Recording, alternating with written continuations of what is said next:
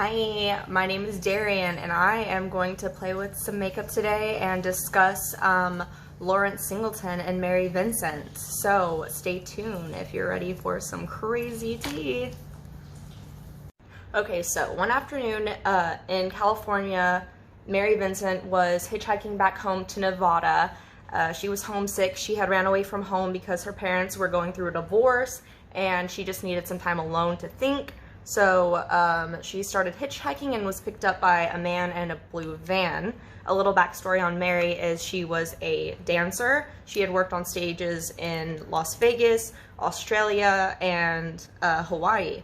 So she's hitchhiking, the van stops, the man seems normal. He kind of looks like a grandpa type. His name is Lawrence Singleton. There's actually two other people hitchhiking right behind Mary, and the van is completely empty, but Lawrence actually says that he only has room to pick up one person and says it has to be Mary. And the two people are like, hey girl, like shouldn't do that. That seems kind of sketchy. But she happily obliges because she is homesick and she's trying to get back to her family. So she gets in the car and they start driving. So then she ends up falling asleep pretty quickly after they set off for their journey. Mary woke up and noticed that they were going in the wrong direction. So she immediately said, "You're going the wrong way and you know you're going the wrong way." So he pulled over in the middle of the road in a deserted area and she knew she was in trouble. So she looked down and she noticed her shoe was untied. Knowing she was young and healthy and he was the opposite, she would try to run. Sorry girl, I realized I could not talk and do my eyebrows at the same time.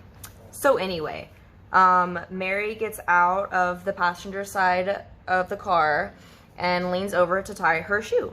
And that is when she gets cracked over the back of the head with a sledgehammer and she blacks out. So when Mary came to, she was tied up in the back of the van and he began raping her.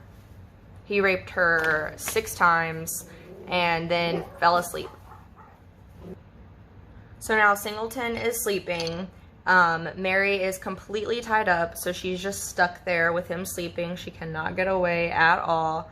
And at this point she's thinking, please God, just kill me now. I can't handle it. She was repeating, please set me free, I won't tell anyone, but he kept raping her until the next day. She was awake the entire time. The sun is now rising. They're still in the middle of nowhere. He pulls her out. She's completely naked and bleeding and says, "You want to be set free? I'll set you free." So then, he took a hatchet from his toolbox. He grabbed her left arm and swung once. She began to fall. She grabbed his arm really tight and he took another swing. She was holding on so tight and could not understand why she was still falling. She saw her arm grabbing his and looked down. She realized her left arm was severed below her elbow. So this poor woman, Mary, 15 years old, she felt everything. She was super aware of what was going on. She literally saw blood squirting out of her. She looked down. She said it felt so hot. So he grabbed her right arm and she began kicking and screaming, thinking someone would hear her since she was putting up more of a fight now, continuously kicking. It's taking him much more time, but he ends up successfully severing her right arm.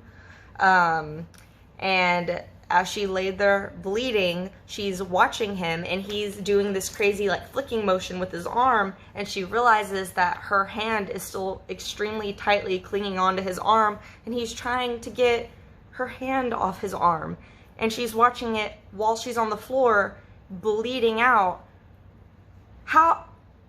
Anyway, so at this point Mary's laying extremely still and she actually ends up assuming that he thinks she's dead. and he begins dragging her lifeless body towards a 30-foot cliff and throws her off. So in addition to her 2 severed arms, this fall actually broke 4 of her ribs. So she is laying there in excruciating pain, clearly. She has no idea if Singleton is waiting on her or has drove away or whatever. So she just honestly lays there, and she is thinking that she is going to die.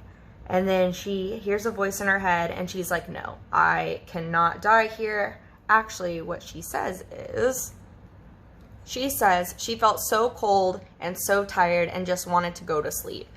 But she heard a voice that said, you can't go to sleep. He's going to do this to somebody else. You can't.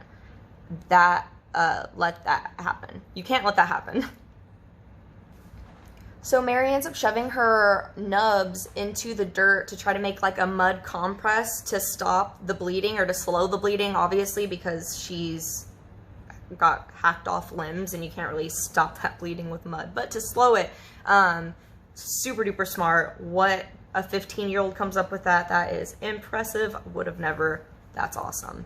So at this point, she starts kind of inching her way, crawling without hands towards the cliff.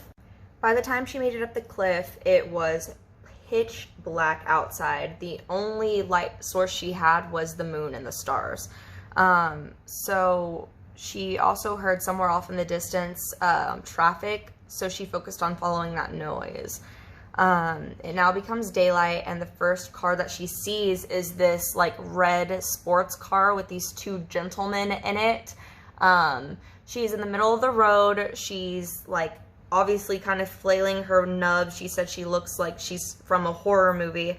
And she's screaming, help me, help me. And they speed off. And she actually says that she doesn't blame them.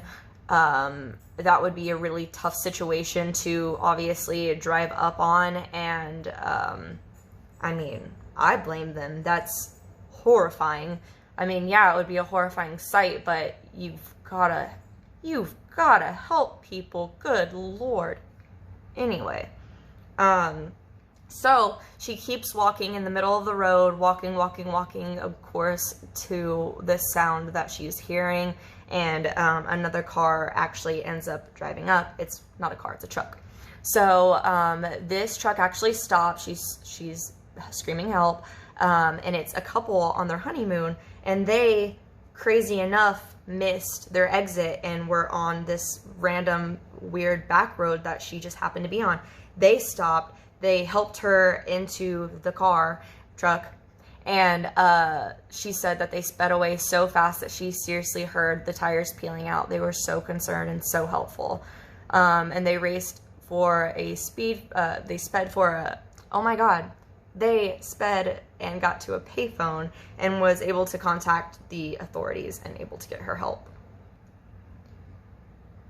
At this point, Mary lost over half the blood in her body, and the rest of the blood in her body was toxic, but she just had a will to live, so she was able to survive it.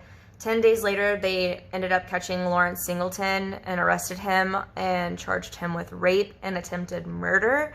And then he was released 7 years later, unfortunately, because that was the max sentence that they could serve in California at the time.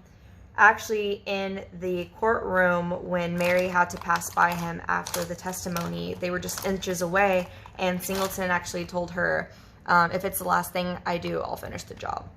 So when he was released, she was mortified that, I'm sorry, I can't find my eyelash glue. Give me a second. Found it. So to conclude this story, when he was released early from jail, there was so much outrage and protest. People cornered him and tried killing him. They had to move him back to a prison in a trailer paid for by the taxpayers to protect him. Mary married and had 2 children after Singleton's parole. In 1987, she was haunted by his threat to hunt her down.